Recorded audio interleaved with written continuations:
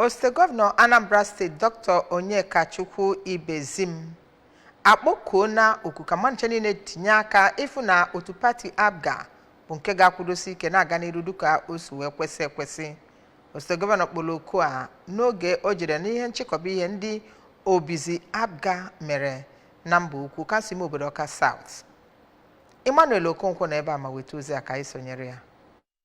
Obizi Forum bụ otu jikọtara obodo 7 dị n'ime okpuru ọchịchị kansụl Awka South ndị gụnyere Nibo, Nise, Amawbia, Mbaukwu, Isiagụ, Ụmụawụlụ nakwazi Ezinatọ. Osote aka na-achị steeti abụ Dọkịnta Ibezim onye rụtụrụ aka mkpa ọ dị ndị otu APGA na mpaghara ahụ ịdị n'otu nakwazi ijikọta aka ọnụ maka ọdịmma onye ma onye ọbụla, kwupụtara na naanị ihe ga-eme ka ha nweta ihe a na-achọ n'ihe gbasara ihe ndọrọndọrọ ọchịchị nakwazi ọdịmma mpaghara ahụ bụ naanị njikọ aka ọnụ nakwazi ịdị n'udo. O chetakwara ha na ha ga-abụ nnọọ ndị nche nwanne ha oge ọbụla ebe ọ kpọkuzi ndị emejọrọ na ya bụ otu ka abụ ndị ga-agbaghara ma tinye aka n'ime ka obizi APGA bụrụ nke akwalitere n'ogogo dị elu maka ọdịmma onye ọbụla. N'okwu nke ya na mbụ, onye ji ọkwa chairman nke Obizi Stakeholders Forum bụ Chief Dominic Nwoye kenere nnọọ ndị otu ahụ maka mbọ dị iche iche ha na-agba iji wee mee ka ya bụ otu kawanye mma, ebe o kwupụtaziri na isi sekpu ntị eji wee chịkọba ya bụ otu bụ iji wee kwado ọchịchị